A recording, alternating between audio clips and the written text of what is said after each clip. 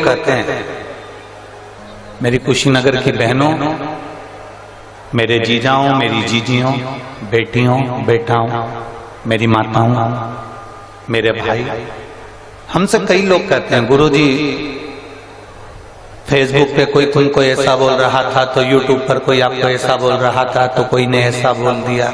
हम उनको कहते हैं कि देखो, जिसने अपनी दुख की घड़ी में सुना नहीं होता ना, उसको ये सुनकर बुरा लगता। ओम प्रकाश जी जो दुख की घड़ी में बहुत कुछ सुन लेता है ना, उसको ये सब बातों से कोई फर्क नहीं पड़ता।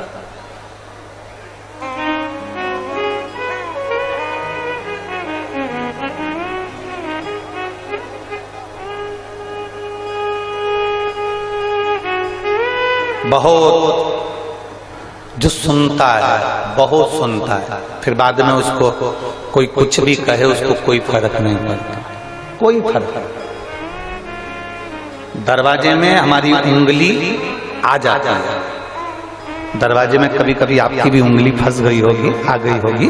दरवाजे में अगर उंगली आ गई तो वो दरवाजे की उंगली इतनी सुन्न पड़ जाती है कुछ देर के लिए, उसको यूं भी करो तो मालूम नहीं पड़ता, क्योंकि उस पर इतना दबाव पड़ गया, इतना दबाव पड़ गया कि उंगली पर कोई असर होता ही नहीं। वो उंगली दरवाजे में इतनी दब गई कि उस पर कोई इफेक्ट पड़ ही नहीं रहा, कोई अंतर आ ही नहीं रहा, कोई असर आ ही नहीं रहा। ये उंगली पर दबाव पड़ा तो उंगली भी वजन को झेलने की आदत कर लेती है। उसी तरह जिसने अपने माता पिता के ताने को सुन लिया, पिताजी ने गाली बककर कह दिया, अपशब्द कहकर कह दिया, माँ ने ताने मारकर कह दिया, 2 थप्पड़ लगाकर कह दिया, दुनिया के बच्चों को लगता है कि मेरे मम्मी पापा मुझे गाली देते हैं, अपशब्द कहते हैं, ताने देते हैं। दुनिया के लोगों को लगता है सास बहू को गालियां देती है, अपशब्द कहती है, ताने देती है। पर इतना अंदाजा रखना कि जिसने जिंदगी में आज सुन लिया वो आगे नहीं सुनेगा, और वो बहुत बोल्ड होता चले जाएगा, बहुत प्रबल होता चले जाएगा।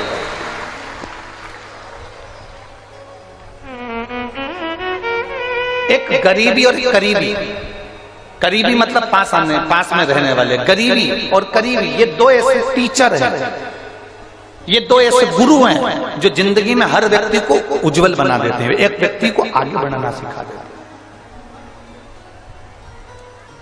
गरीबी में तुमको रहने का तरीका आ जाएगा, गरीबी में तुमको खाने का तरीका आ जाएगा, गरीबी में तुमको पैसे बचाने का तरीका आ जाएगा, गरीबी में तुम्हें पहनने का तरीका आ जाएगा, गरीबी में तुम्हें रहने का तरीका आ जाएगा, गरीबी में तुमको ताने सुनने का तरीका आ जाएगा, गरीबी में अपशब्द सहन करने का तरीका आ जाएगा, गरीबी में तुम्हें ये मालूम पड़ जाएगा कि कौन अपना कौन पराया। और दूसरे नंबर पर होते हैं करीबी, ये भी किसी टीचर से कम नहीं होते, हमारे अपने, ये किसी शिक्षक से कम नहीं होते, ये उसमें के होते हैं कि वक्त पड़ने पर तुम्हें कब धोखा देकर आगे निकल जाएं और तुम्हें लात मारकर पीछे आगे निकल जाएं, ये पता नहीं पड़ता। तो गरीबी और करीबी ये हमेशा टीचर का काम करते हैं, गरीबी और करीबी ये हमेशा गुरु का काम करते हैं, गरीबी और करीबी ये हमेशा शिक्षक का काम करते हैं, ये हमको सीख देने का प्रयास करते हैं।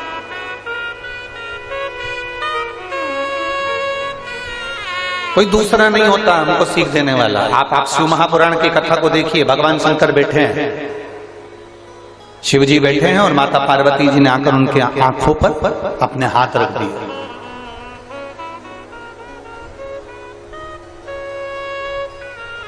भगवान शंकर जी के नेत्रों पर जैसी पार्वती जी ने हाथ रखा, हाथ रखते से शिव जी के नयन से अश्रु नीचे गिर गए। अश्रु से एक बेटा हो गया जिसका नाम था अंधकशु। रसास्वादन अगर आप कर रहे हो, शंकर पर विश्वास कर रहे हो, भले शिव को आपको लगेगा शंकर जी के पास में क्या होगा, खुद कैलाश पर निवास करते हैं, भस्मी रमा कर बैठते हैं, जटाजूड़ बांध कर बैठते हैं, गंगा मस्तक पर चढ़ी होती है, स्वयं के पास में बेलपत्री है, धतूरा है, भृंगी श्रृंगी भृंगी आदि गण है। पर शिव जी के पास में क्या नहीं है, सारे भाग्य को पलट सकता है मेरा भोलेनाथ, मेरा विष्णु।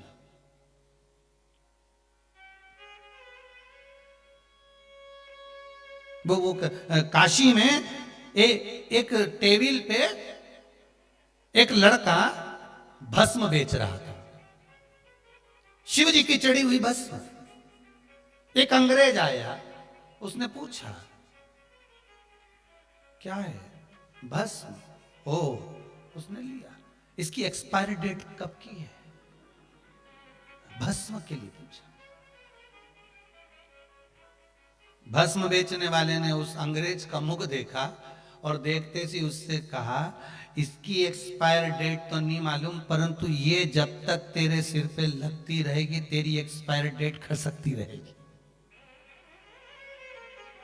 ये भस्म जब तक तेरे मस्तक पर लगती रहेगी, ये भस्म जब तक तेरे सिर पर लगती रहेगी, तब तक तेरी एक्सपायर डेट खसकती रहेगी।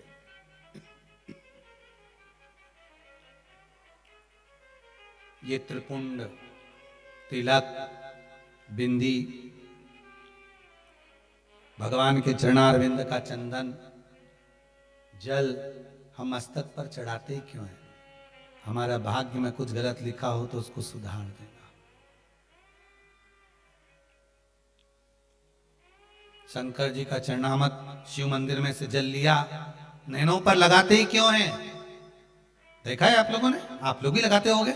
जितने आस्था पर कथा सुन रहे हो, जितने मोबाइल पर सुन रहे हो, शिव मंदिर में जाते होगे, जल चढ़ाते होगे, आंखों पर लगाते होगे। क्यों लगाते हैं? किस लिए लगाते हैं? कि जिस दर्शन को मैंने करा है, जिस दर्शन को मैं कर रहा हूं, जिस दर्शन को मैं कर रही हूं, जिस भाव से मैं भगवान का दर्शन कर रही हूं, उस भाव से मैं जो भगवान का दीदार कर रही हूं, दर्शन कर रही हूं, वो भगवान का दर्शन का सुख मेरे नैनों में समा जाए, मेरे नैनों में समा जाए, और वो दर्शन मुझे नित्य होता रहे। नंदनवन से भगवान शिव पार्वती को लेकर नंदनवन की ओर गए। पार्वती मैया बैठी और पार्वती मैया ने शिव जी से कहा, प्रभु ये वन कौन सा है? भगवान कहते नंदनवन। नंदनवन का मतलब है जहां आनंद की सारी सुखता प्राप्त हो जाए, जो मांगो वो मिल जाए, वो नंदनवन। काशी में ऐसा क्या है? क्या है काशी में? तो कहा काशी अभिमुक्त नगरी है। अभिमुक्त का मतलब होता है जो आया वो मुक्त हो गया। काशी में मरने के बाद व्यक्ति प्रेत योनि में नहीं पड़ता। काशी में मरने के बाद व्यक्ति का जन्म वापिस नहीं होता। काशी में मरने के बाद उसको नरक का त्राण नहीं भोगना पड़ता। अभिमुक्त है ये, नंदनवन है, महाकाल वन, नंदनवन। ये भूमियां ऐसी हैं जिस भूमि पर प्राण छूट भी जाए तो फिर जन्म नहीं है। क्यों कहते हैं कि महाकाल की इस भूमि पे पाऊं जन्म दोबारा, बाबा भोलानाथ है हमारा तुम्हारा। प्रदोष के दिन भगवान प्रदोष काल में शंकर भगवान पार्वती जी को लेकर निकल गए हैं। पूर्णिमा के दिन मध्य रात्रि में भगवान शंकर पार्वती जी को लेकर निकल गए हैं। अमावस्या के दिन दोपहर के समय पर भगवान शंकर पार्वती जी को लेकर निकलते हैं। सोमवार के दिन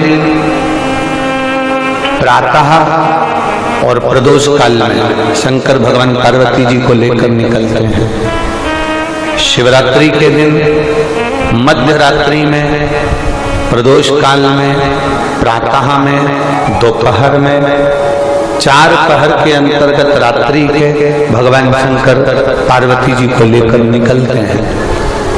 केवल एक फुलेरा दूज और हरतालिका तीज एक ऐसी होती है जिसमें फुलेरा बनता है, और जिस फुलेरा दूज के दिन और हरतालिका तीज के दिन शंकर भगवान दिन में 12 ज्योतिर्लिंग की यात्रा कर जीवों का कल्याण करते हैं।